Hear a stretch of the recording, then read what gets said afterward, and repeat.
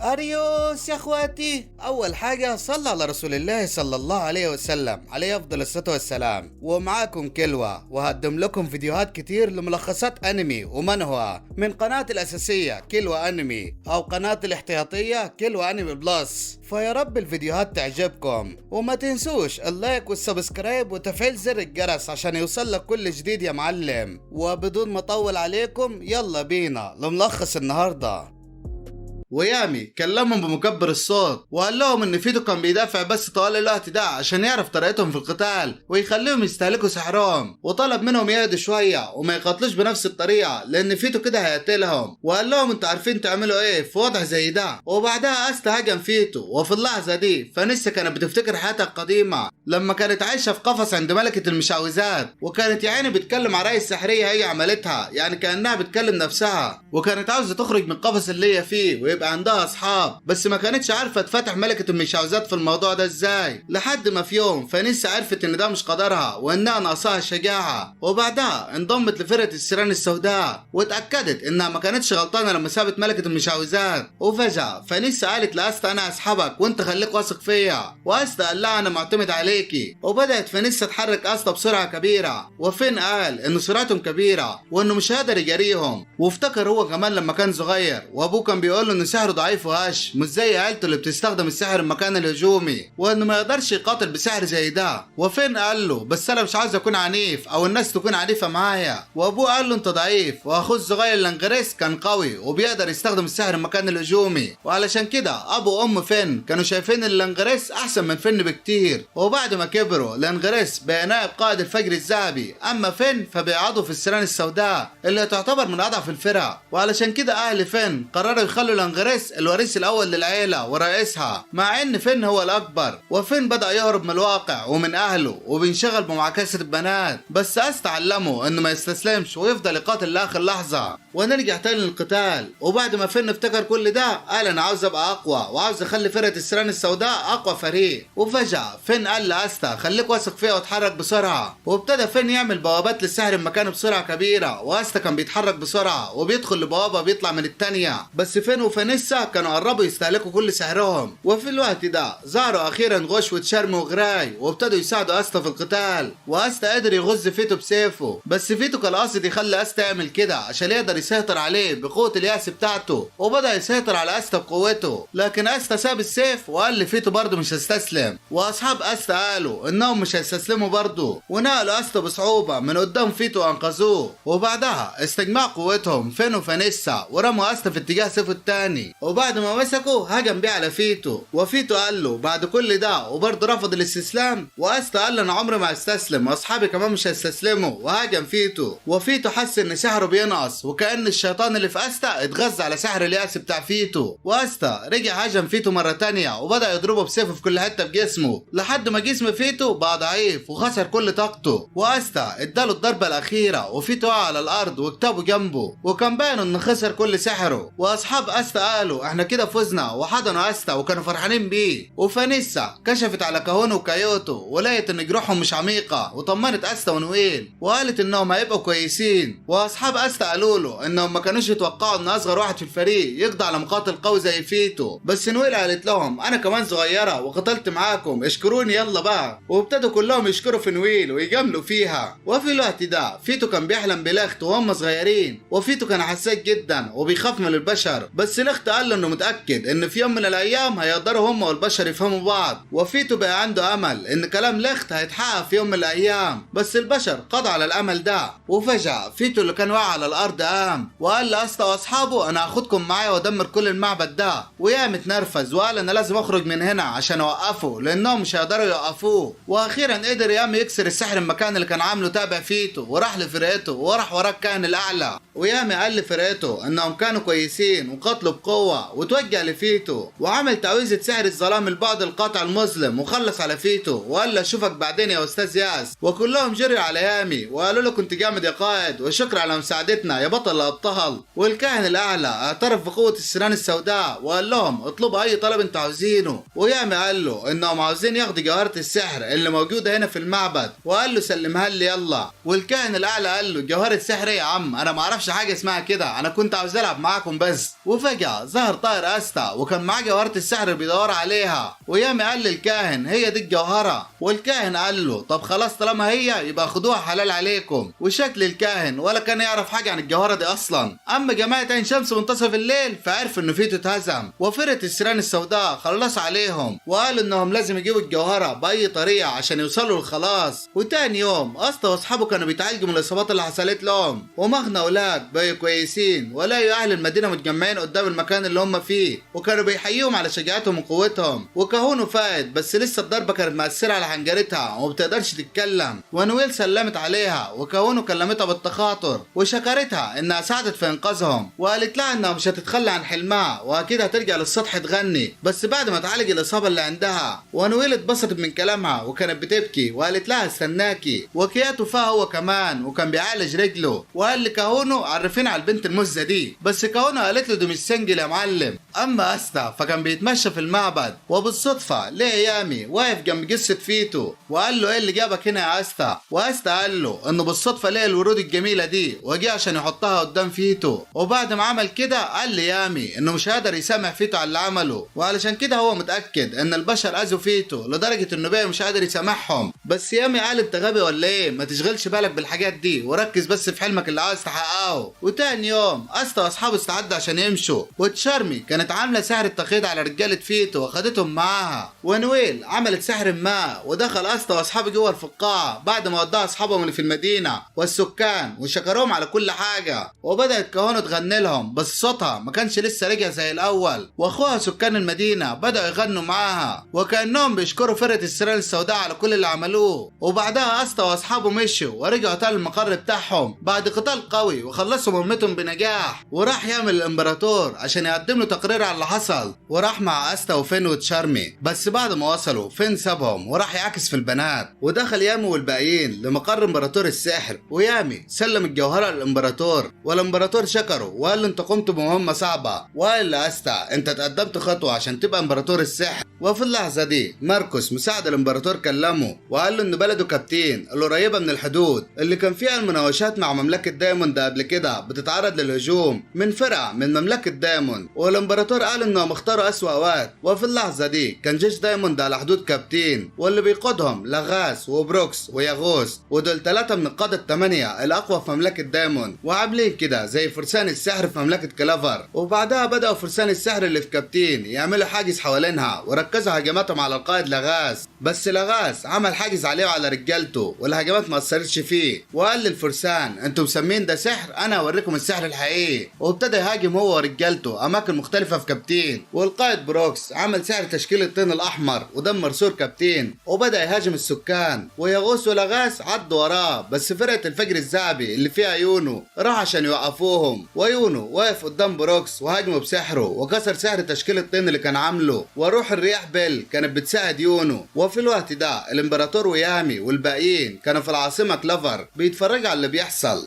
والامبراطور كان عاوز يبعت فرقة تانية تساند فرقة الفجر الذهبي، بس اغلب فرق الفرسان كانوا في مهمة، وعلشان كده طلب من يامي وفرقته يروحوا مع انهم لسه مراهقين، وقال له انا هبقى مطمن وانت معاهم يا يامي. ويامي عدى على فين اللي كان لسه بيعاكس البنات واخده معاه، ونرجع تاني ليونو، ولان الناس بتثق فيه جري واستخبوا وراه. ولاغاس قال له هشوفك هتحمي الناس ولا هتحمي نفسك، وهاجم يونو بسهم البرق لكن يونو صدها، وهاجم لاغاس وكسر الحاجز اللي كان عامله. وبروكس كان عاوز يهاجمه بس لاغاس قال له لا ده بتاعي انا، واتخانقوا هما الاثنين على يونو. وفي الوقت نفسه كانوا بقيه اعضاء فرقه الفجر بيقاتلوا جيش دايموند، اما لانغريس اخو فين الصغير فكان بيقاتل القائد ياغوس وهاجمه بالسحر بمكان الهجومي. وقائد الفجر الذهبي كان واقف في بيت وبيعمل سحر في المدينه كلها. ولوتوس اللي كان جاي مع جيش دايموند كقائد عام عرف ان قائد الفجر الذهبي بيعمل سحر هجومي شامل على المدينه كلها، وبلغ القاده الثلاثه. وفي اللحظه دي قائد الفجر الذهبي عمل سحر شجره العالم، شجره مستلتين العظيمه، ومسك بيها اغلب جيش دايموند وبدا يسحب طاقتهم السحريه عن طريقها. ويامي والباقيين اللي كانوا فوق سور كلافر شافوا الشجره، ويامي قال لاستا والباقيين ان دي تعويذه قائد الفجر الذهبي، وطلب منهم يروحوا ينقذوا سكان كبتين، وهو طلع على الشجره. وبروكس لما شاف اغلب جيشهم مقيدين على شجره العالم اتعصب وقال انا هنتقم منكم. اما استا وفين فكانوا بيساعدوا الناس. وفي الوقت ده شافوا يونو في السماء وهو بيقاتل لاغاس، وقدر يونو يخلص خلص عليه بضربة واحدة ونزل لأستا يسلم عليه، وكان بيتكلم معاه بتواضع وبيقول له أنا مش هخسر قدامك يا أستا. وده خلى فين يستغرب وشاف إن العلاقة اللي بين أستا ويونو جميلة. ونروح بقى القائد الفجر الذهبي، وبروكس طلع له على الشجرة بتاعته عشان ينتقم منه، وعمل سحر الطين الأحمر مدفعية الدرع اللامع الصقلع ومسك بيها القائد. لكن قائد الفجر الذهبي كان عمل تعويذ السحر شجرة العالم على بروكس قبل ما يلمسه، وبروكس اتحول لشجرة، والقائد قال له كده سحرك بيغذي مملكة كلافر كلها. بس فجأة ظهر لوتوس وكان هيهاجم القائد، بس يام اتدخل في الوقت المناسب وضرب لوتوس بتقنية كي وجرحه في كتفه. ولوتوس لما لقى كده خلع وهرب. ويامي قال لقائد الفجر الذهبي قوة شجرة العالم بتاعتك جامدة، بس انا راجل بثق في احاسيسه، فممكن تشيل القناع اللي لابسه ده. ونرجع بقى ليونو، ولان تشارمي كانت معجبة بيه وبيل الحورية كمان ابتدوا يتخانقوا هما الاتنين على يونو. كل البنات بتحبه كده بقى. وفي اللحظة دي جه لانغريس اخو فين وقال لي فين انت لسه شغال كوسيله مواصلات لفرقتك يا فاشل، ده انت عار على العيله. بس استا قال لانغريس ما تكلمش صاحبي كده لان فين مش فاشل. ولانغريس قال لاستا ازاي تكلم نائب فرقه الفجر الذهبي بالطريقه دي، واستا كان هيتخانق معاه بس فين منعه وقال له ان لانغريس ما قالش الا الحقيقه. ولانغريس قال ليونو انت قاعد مع العيال الصغيره دي وفاكر نفسك في حضانه. وفين اتعصب وقال لانغريس انا بسيبك تهزقني زي ما انت عاوز بس تهزق اصحابي لا، وهاجمه بسحره. لكن لانغريس صد الهجمه بسهوله. وفجأة ظهر ياغوس وكان ساحب معاه كم واحد من سكان كابتين كرهاين، لكن لانغريس كان عاوز يهاجمه وقال ان سكان كابتين تضحيات بسيطه عشان المملكه. بس استا منع لانغريس وقال له انا هتصرف. واستا دخل جوه سحر ياغوس وكان ماسك سيفه في بقه لان ايديه الاتنين مكسورين، وقدر يقطع سحره وحرر الناس منه. وياغوس كان عاوز يعمل سحره تاني لكن استا هجم عليه وضربه بسيفه، ويونو لحق استا قبل ما يقع على الارض بسحر الرياح. ونرجع تاني ليامي وكان لسه مصر انه يشوف وش قائد الفجر الذهبي فانجاس، وقال له احنا قاتلنا مع بعض في معارك كتيره بس ده كان من 10 سنين، وبعدها احنا الاتنين بقينا قاده الفرق فرسان السحر. وطلب منه يكشف وشه مره تانيه. وفانجاس قال له انا عارف انت ليه عاوز نكشف وشي، انت فاكرني قائد جماعه عين شمس منتصف الليل. وفجاه قائد الفجر الذهبي كشف وشه وشال القناع وظهرت ندبه كبيره مغطيه وشه. ويامي قال له انت اتصبت بيها في معركه، بس فانجاس قال له لا انا مولود بيها، وكانوا بيقول عليها طفل ملعون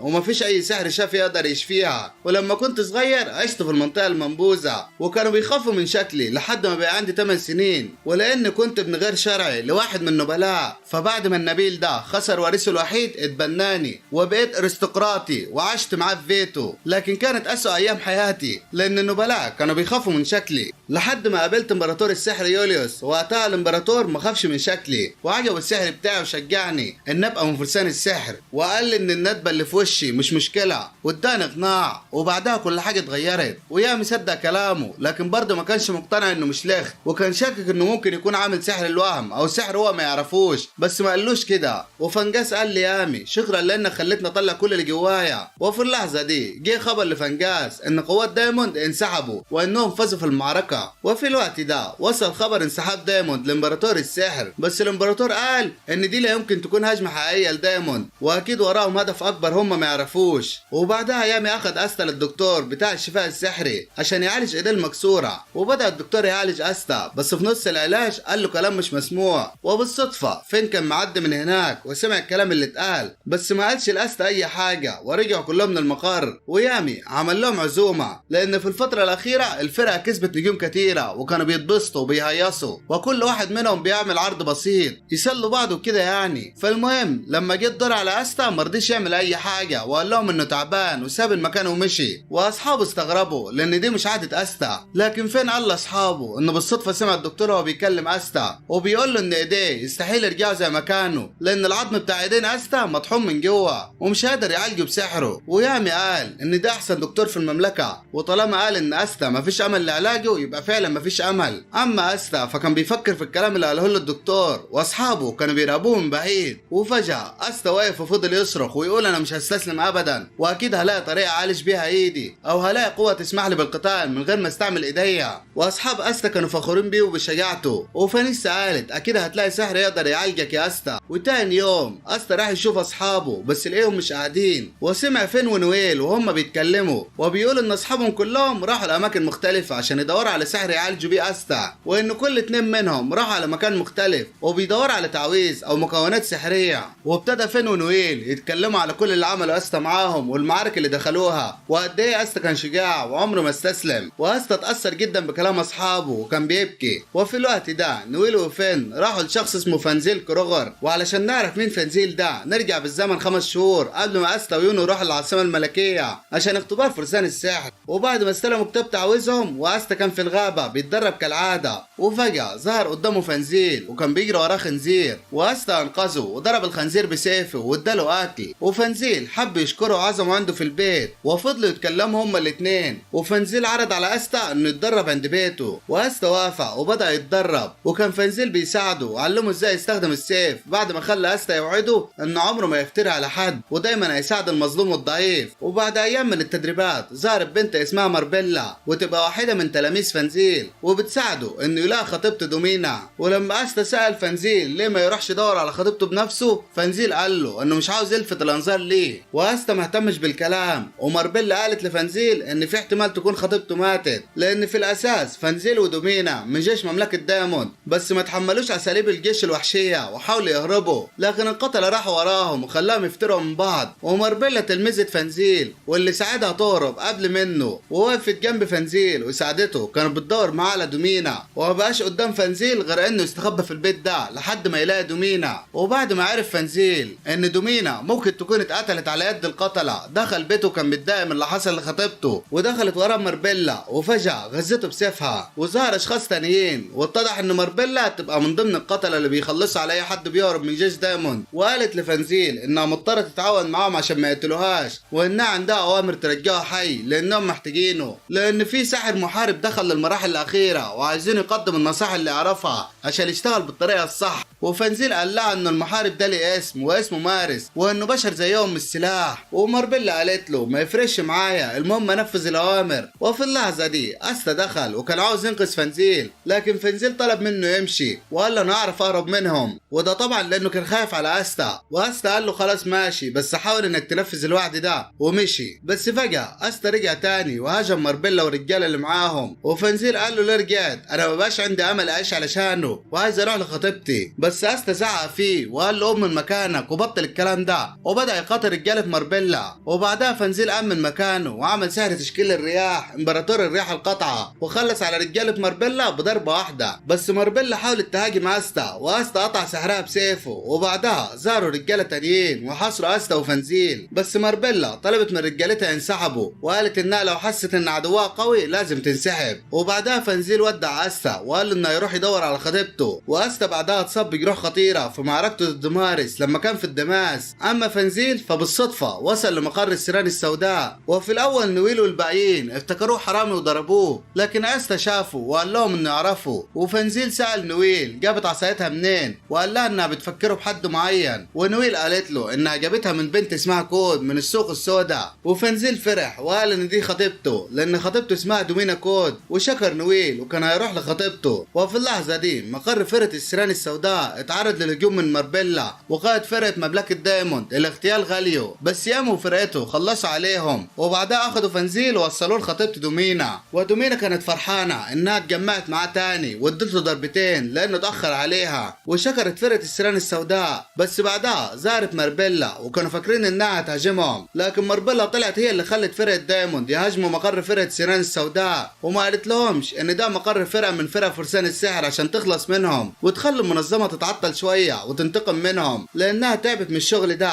وفجاه ظهر غاليو وهاجم استا والباقيين بسحروا المكان الهجومي، واستا قطع سحره وهزموه وربطوا بالحبال. وفنزيل ودومينا وماربيلا ودعوا استا والباقيين ومشيوا. ونرجع مره تانية للحاضر. ونويل بعد ما راحت بيت فنزيل ودومينا اللي بقت مراته حكت لهم على اللي حصل مع استا واللي قاله لها الدكتور. وماربيلا قالت ان استا حظ واحد جدا. ونويل سالت فنزيل والباقيين لو يعرفوا حتى اشاعات تساعدهم يعالجوا ايدين استا. وفي اللحظه دي دومينا قالت في حاجه واحده بس جت في بالي، وهي غابه المشعوذات والملكه. وفي الوقت ده كانت فانيسا قدام غابه المشعوذات بتقول اسكا مشعوذه من نشأة ارض المشعوذات رجعت وعاوزه حاجه افتحوا لي الباب ده. وفجاه الباب اتفتح وظهرت طيور كتيره اخذت فانيسا والباب اتقفل تاني. ونرجع تاني لنويل وفان. وبعد ما عرفوا من دومينا ان غابه المشعوذات دي منطقه مستقله كلها موجودة في الشرق، وكل سكانها ستات محترفين في السحر الخاص زي اللعنات وغيره. وفين فكر فإنه ممكن تكون فانيسا راحت هناك، عشان كده اختفت فجأة، وقال إن ممكن تكون فانيسا راحت تدور على علاج لأستا هناك. بس دومينا قالت له إن في قانون المشعوذات بيمنعهم إنهم يسيبوا الغابة، وأي حد بيسيب موطنه بيعتبر هارب زيها كده وزي فانيسا. بس على حسب ما هي تسمع، فانيسا كانت قريبة جدا من ملكة المشعوذات، فلو فعلا راحت ممكن ما تقدرش تسيب الغابة تاني للأبد، وإن الملكة قوية جدا لدرجة إن مفيش مملكة تقدر عليها، وكمان مش بتتقبل الغرب وبتبقى عدوانية معاهم. لكن نويل قالت إنها برضه هتروح هناك، ودومينا وفنزيل قالوا لها إن أستا ساعدهم كتير وعلشان كده هيروحوا معاها ولازم ينقذوه. وبعدها راحوا كلهم لأستا وأخدوه معاهم للغابة. وبكده يكون نهاية حلقتنا للنهاردة، فما تنسوش اللايك والسبسكرايب وتفعيل زر الجرس علشان يوصل لكم كل حلو وجديد. ويا رب دايما تكونوا بخير، واريوس يا اخواتي.